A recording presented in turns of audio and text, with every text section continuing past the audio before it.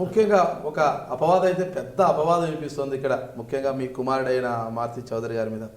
ముఖ్యమంత్రి చంద్రబాబు నాయుడు ఇసుకను ఉచితం చేస్తే మీరేమో పెన్నా రివర్లోని ఇసుకనంతా కూడా కర్ణాటకకు తరలించేస్తున్నారు, దాంతో కోట్లు కొల్లగొడుతున్నారు మారుతి ప్రసాద్ అనేది పెద్ద వాదనగా ఉంది. దీనికి మీ సమాధానం ఏమంటారు? ఇంతవరకు ఇక్కడ ఉన్న పల్లెల్లో పెన్నా రివర్కు ఉన్న పల్లెల్లో కానీ ఆ రివర్లోకి అడుగుపెట్టిన రివర్లోకి కానీ ఎవరన్నా మా వాళ్ళు కానీ ఎవరైనా అడుగుపెట్టినా మీరు ఎవరైనా కానీ ఆ పల్లెల్లో ఎవరైనా కానీ అడిగి విచారించి తెలుస్తుందండి. అపవాదులు ఎవరైనా వేస్తారండి, సునాయాసంగా అపవాదు వేయడానికి చాలా ఈజీ.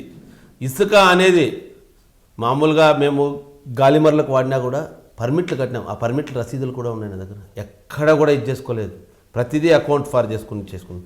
మేము వాడుకోవడానికి కూడా చేసుకున్నాము. కర్ణాటక ఇక్కడ ప్రజలంతా చాలా ఇదైనారండి, ఎవరు అందరూ కూడా అవేరండి, ఎవరు ఎక్కడ తవ్వనీరండి, ఎక్కడ మా నియోజకవర్గం నుంచి బయటకి ఇసుక తవ్వనీరండి, ఎక్కడికి తవ్వనీరు, ప్రజలు కూడా అవేరండి. ఇంకా నేను తవ్వేదండి ప్రజల్ని, నేను వాళ్ళని మా అబ్బాయి పరిచి నేను వాళ్ళ ముందుకు పోవాలండి. ప్రతి ఒక్క రైతు ఆలోచిస్తాను, నీటి యొక్క విలువ గురించి ఆలోచించి ఎవ్వరు ఇసుకని ఎక్కడ ముట్టనీరండి. నువ్వు కావాల్సిన మట్టి తోకుంబో, నా పొలంలో మట్టి తోకుంబో, అక్కడ ఉన్న ఇసుక పోతే నా ఇసుక నా పొలంలో నీళ్ళు ఎండిపోతాయి కాబట్టి ఇసుక తోలకూడదు అనే రకంగా తయారైనండి. ఎక్కడ అదంతా అబద్ధం అండి. ఎక్కడన్నా కోస్టల్ ఏరియాలో ఇసుక ఎక్కడన్నా బయటికి పోవచ్చాం కానీ ఇక్కడంతా ఎక్కడ పోదండి. ఇంకా ఏడన్నా వేస్ట్గా ఎక్కడన్నా ఉంటే పోవాల్సిందే కానీ, పొలాల్లో ఉండేది ఇసుక దిబ్బలేని పోవాల్సిందే కానీ, ఇక్కడ నదుల్లో నుంచి ఇసుక ఒక్క ట్రిప్ కూడా బయటికి పోదండి.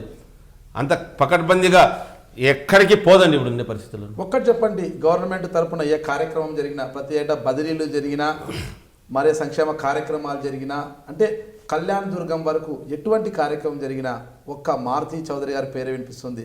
అంటే హనుమంతరాయ చౌదరి గారు ఎమ్మెల్యేగా ఉన్నప్పటికీ ఆయన తప్పించి ప్రతి అంశంలోనూ మీ పేరునే తెర మీదకి తెస్తున్నారు. కారణం ఏమిటంటారు?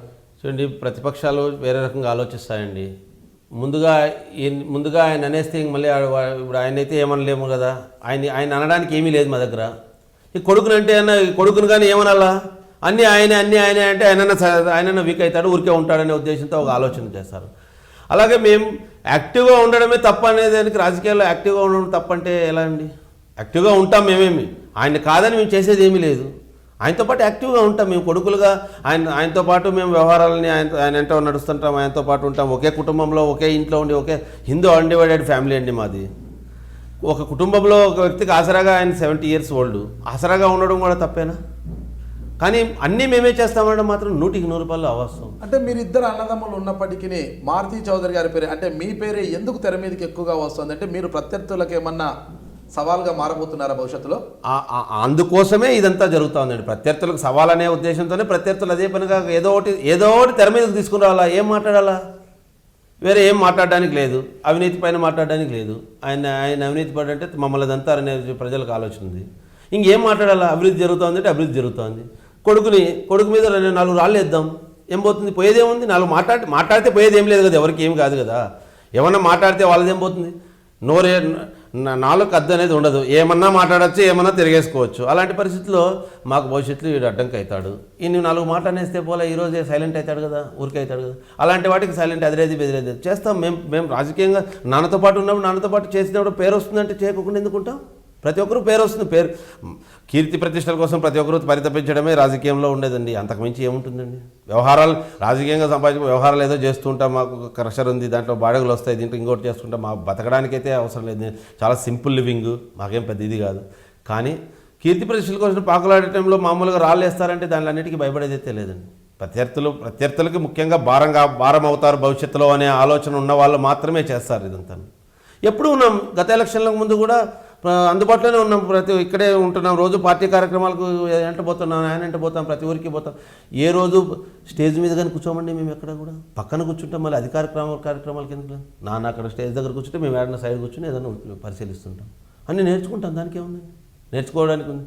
ప్రతి ఒక్కరూ రాజశేఖర రెడ్డి కుమారుడు జగన్మోహన్ రెడ్డి అలాగే వచ్చిన వాళ్ళే, ప్రతి ఒక్కరూ అలాగే వస్తారండి. తండ్రి రాజకీయ వారసత్వాన్ని పుచ్చుకొని భవిష్యత్తులో ఎమ్మెల్యే కావాలని ఆకాంక్షత అలా చేస్తున్నారు. నిజంగా ప్రజాసేవ కోసమే మీరు మీ తండ్రికి చేదోడు వాదోడుగా ఉంటున్నారా? ప్రజాసేవ కోసం పూర్తి స్థాయిలో నాన్నకు చేదోడుగా వయసురీత్యా చేదోడుగా ఉంటున్నాం తప్పితే అది భవిష్యత్తు అండి, ఎలా నిర్ణయిస్తే ఎలా అవుతుంది. కానీ మనం చేసేది ఏం లేదండి. అది ఈరోజు మనం ఎమ్మెల్యే కావాలా అనేసి అనుకుంటే ఎవరు అయిపోరండి. జగన్మోహన్ రెడ్డి ఏమయ్యాడండి?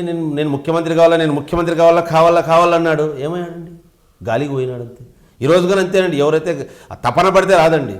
సేవ ఏదైనా పూర్తిగా అందుబాటులో ఉండి ప్రజలకు ఏదైనా అందుబాటులో ఉంటే తప్పితే తపనబడి ఎంతసేపు మేము నాయకులు కావాలా, మేము ఇది కావాలంటే ఎవరు కారండి.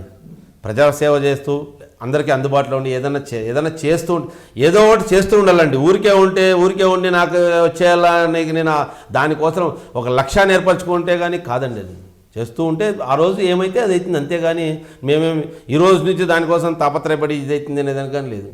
నేను ఎమ్మెల్యే ఉన్న మనవంతరాయ చౌదరిని, మీరు హై డ్రీమ్ మీడియా చూస్తున్నారు.